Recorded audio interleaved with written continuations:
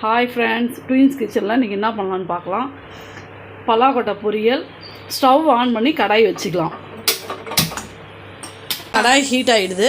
இப்போ ஆயில் கொஞ்சம் ஊற்றிக்கலாம். ஆயில் ஹீட் ஆனதும் கடுகு அரை ஸ்பூன், சோம்பு அரை ஸ்பூன், இது ரெண்டும் நல்லா பொரிஞ்சு வந்துட்டோம். கடுகு பொரிஞ்சிருச்சு. இப்போ பொரிஞ்சதும் பூண்டு, தட்டி வச்ச பூண்டு, வெங்காயம், கருவேப்பிலை எல்லாம் ஒன்றா போட்டு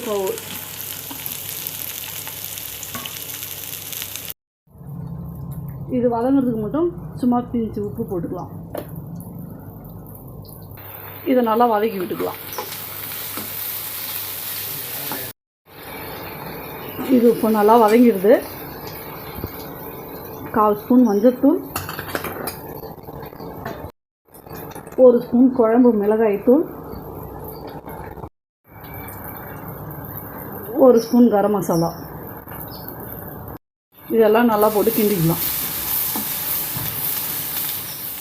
பலாக்கொட்டையை தோல் நீக்கிட்டு வேக வச்சு மசிச்சு வச்சுருக்குறேன்.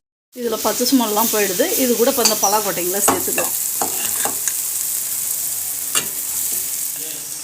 இப்போ இதை நல்லா கிண்டி விட்டுக்கோங்க.